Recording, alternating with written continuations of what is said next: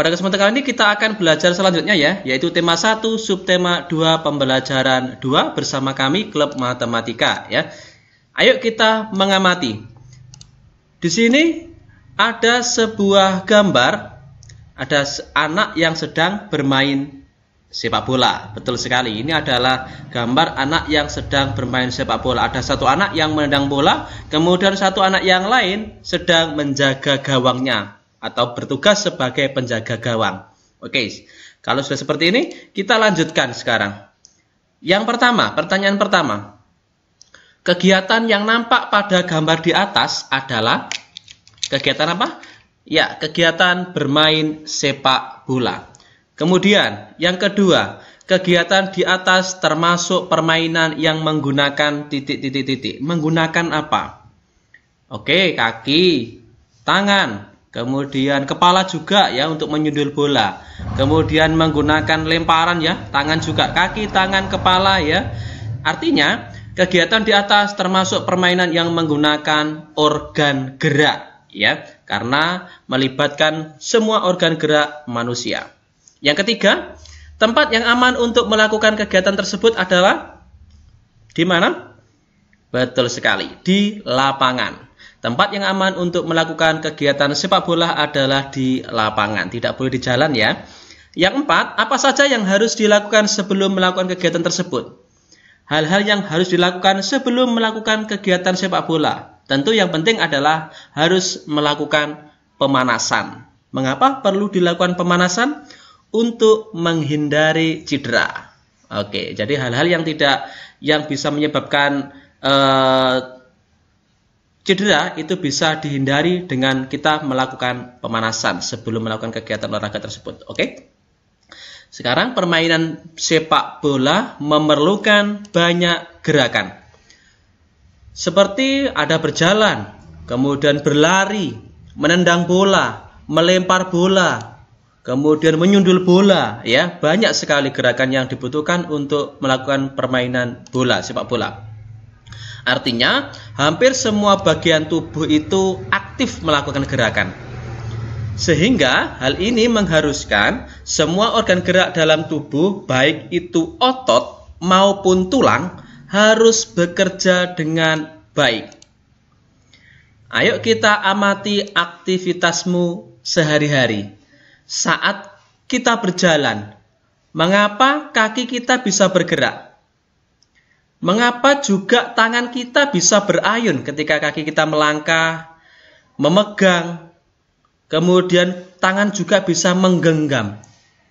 Mengapa semua itu bisa terjadi? Kaki dan tangan kita itu bisa bergerak karena pada kaki dan tangan kita itu terdapat tulang dan otot. Tulang kemarin adalah sebagai alat gerak pasif. Otot adalah alat gerak aktif. Tulang dan otot inilah yang bisa menggerakkan tangan dan kaki kita.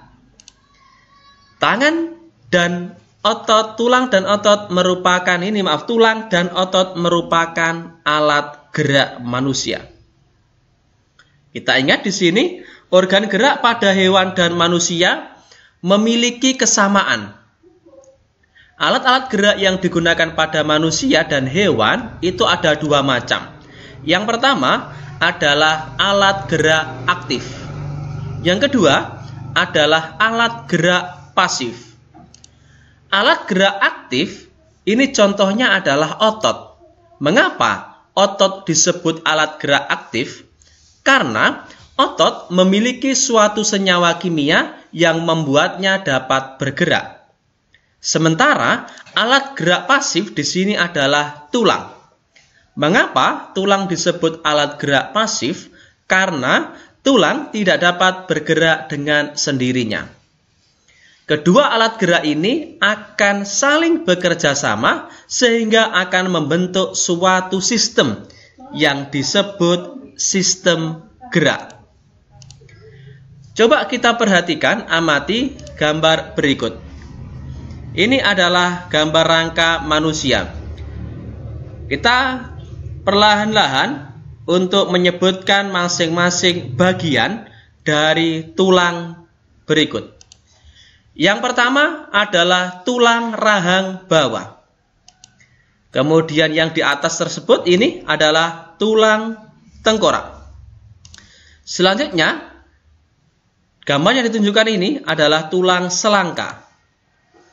Ada di leher, namanya adalah tulang leher. Kemudian, ini adalah tulang belikat.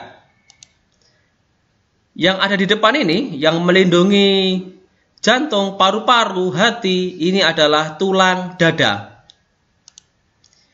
Yang belakang, yang panjang ini adalah tulang belakang. Ini tulang panggul. Kemudian yang di tangan adalah tulang pengumpil.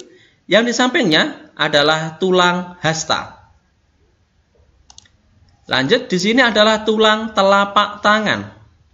Karena ini yang disebut jari ini adalah tulang jari tangan. Kita lanjut sekarang ke bagian tulang yang ada di kaki. Posisi ada di paha, berarti ini adalah tulang paha. Kemudian ini menunjukkan gambar lingkaran, ada lingkarannya, berarti ini adalah tulang tempurung lutut. Selanjutnya, tulang kering. Tulang betis, kemudian tulang pergelangan kaki. Misalnya di sini adalah tulang telapak kaki, dan yang terakhir kalau disebutkan di sini adalah tulang jari kaki. Oke, hampir sama dengan tangan ya prosesnya ya. Oke, ini kurang lebih nama-nama tulang pada manusia. Kita lanjutkan sekarang. Ayo kita pasangkan antara gambar dengan keterangan menggunakan garis. Ini adalah yang di tangan. Ada tulang lengan atas, tulang hasta, tulang pengumpil, tulang pergelangan tangan, tulang telapak tangan.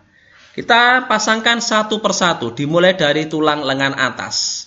Ditunjukkan pada gambar inilah tulang lengan atas. Tulang hasta, kemudian tulang pengumpil, ini. Oke, selanjutnya tulang pergelangan tangan, ada di pergelangannya. Yang terakhir adalah tulang telapak tangan, seperti itu. Ini adalah kelima jenis tulang pada lengan manusia. Kita sudah cocokkan, kita sudah pasangkan gambar dengan namanya, nama tulangnya. Selanjutnya, kita berpindah ke kaki. Ya. Di sini tulang pada kaki manusia. Ada 7 tulang yang ditanyakan. Yang pertama adalah tulang paha, tulang kering, tulang betis, tulang tempurung lutut, tulang pergelangan kaki, tulang telapak kaki, tulang jari kaki. Yang pertama di sini adalah tulang paha, seperti yang saya sebutkan di awal tadi. Tulang kering, bisa kita pakai kaki kanan, bisa pakai kiri. Yang penting tulang kering ini adalah tulang yang besarnya. Kemudian yang tulang yang kecil di sebelahnya adalah tulang betis.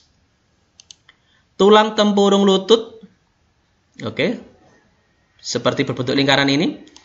Tulang pergelangan kaki, kemudian tulang telapak kaki, dan di ujungnya adalah tulang jari kaki. Oke, kita sudah memasangkan antara gambar dengan nama tulang pada kaki manusia dan pada lengan manusia.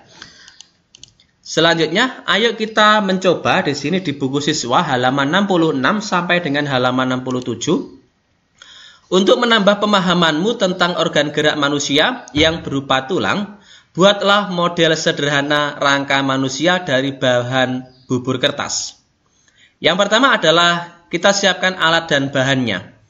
Alat dan bahan yang digunakan adalah gunting, ember, kertas koran, kawat kasa, pati panji, cat warna, dan kuas. Setelah semua alat dan bahannya sudah kita siapkan, maka kita melanjutkan ke langkah yang kedua, yaitu buatlah kerangka patung dari kawat kasa. Langkah yang ketiga adalah potonglah kertas koran menjadi serpihan-serpihan, seperti contoh di gambar. Langkah yang keempat adalah rendamlah serpihan koran-koran ke dalam air. Langkah yang kelima, setelah rendaman serpihan koran lembek, angkat dan tumbuklah sampai halus. Dan campurkan dengan perekat dari pati kanji. Aduklah hingga berbentuk bubur. Namun jangan terlalu encer. Langkah yang keenam adalah tempelkan bubur koran tersebut pada rangka kawat yang sudah kita buat di awal tadi. Kita tempelkan seperti gambar tersebut. Kemudian keringkan dengan cara diangin-anginkan. Ingat, jangan dijemur langsung di bawah terik matahari agar tidak retak. Langkah yang terakhir, warnailah dengan menggunakan cat. Sehingga hasilnya akan bisa seperti contoh berikut ini. Kita lanjut di halaman 68 anak-anak ya. Di halaman 68 di sini ada nama tulang lengan dan fungsinya. Tugas anak-anak adalah menyebutkan fungsi dari masing-masing nama tulang. Tulang hasta fungsinya apa? Tulang atas, tulang pengumpil, tulang pergelangan tangan, tulang telapak tangan, tulang paha, tulang kering, tulang betis, tulang pergelangan kaki, tulang telapak kaki, dan yang terakhir adalah tulang jari kaki. Silakan dituliskan masing-masing fungsi dari tulang yang disebutkan di samping. Ayo kita renungkan di halaman 74. Buatlah sebuah karangan singkat dengan ide pokok berikut ini. Mudah tentunya, di sini disediakan 4 paragraf, 4 ide pokok. Paragraf yang pertama, ide pokok yang pertama adalah makan sayur membuat sehat. Ide pokok paragraf yang kedua, aku gemar makan sayur. Ide pokok paragraf yang ketiga, sayur bayam adalah sayur kesukaanku. Ide pokok paragraf yang keempat adalah sayur yang sehat adalah bebas dari pestisida. Keempat ide pokok tersebut silakan dikembangkan menjadi sebuah paragraf dengan cara menambahkan kalimat pengembang. Makan sayur membuat sehat, silakan ditambah kalimat pengembang sehingga akan menjadi paragraf yang pertama. Begitu seterusnya sampai ke paragraf yang keempat. Setelah selesai, silakan dikumpulkan tugasnya di guru masing-masing. Oke, yang kedua, kamu telah mengetahui organ gerak dalam tubuhmu beserta fungsinya. Coba renungkan, apa yang terjadi jika salah satu organ gerak dalam tubuhmu rusak atau tidak dapat bekerja sebagaimana mestinya. Renungkan juga apa yang bisa kamu lakukan tanpa adanya organ gerak dalam tubuhmu. Lalu, bagaimana caramu membuat organ gerak dalam tubuhmu? Cara menjaganya, ya. Oke, jangan lupa like, kemudian subscribe. Bagikan jika dirasa video ini bisa bermanfaat bagi orang lain. Silakan ditunggu video-video selanjutnya dari kami Klub Matematika. Untuk pembelajaran tematik akan kita upload setiap pukul 7 pagi. Jadi kalau sudah subscribe, kemudian sudah dinyalakan loncengnya, anak-anak otomatis akan mendapatkan notifikasi dari kami setiap jam 7 pagi untuk pembelajaran tematiknya. Kemudian akan menerima juga pada pukul 14.00 ya untuk pembelajaran matematikanya. Jadi saran kami untuk anak-anak silakan subscribe, kemudian klik lonceng, kemudian notifikasi ke semuanya, agar ketika kita upload video terbaru, anak-anak sudah mendapatkan notifikasi dari kami. Semoga video ini bisa bermanfaat. Terima kasih, jangan lupa tonton kami di video selanjutnya. Semoga bermanfaat, terima kasih.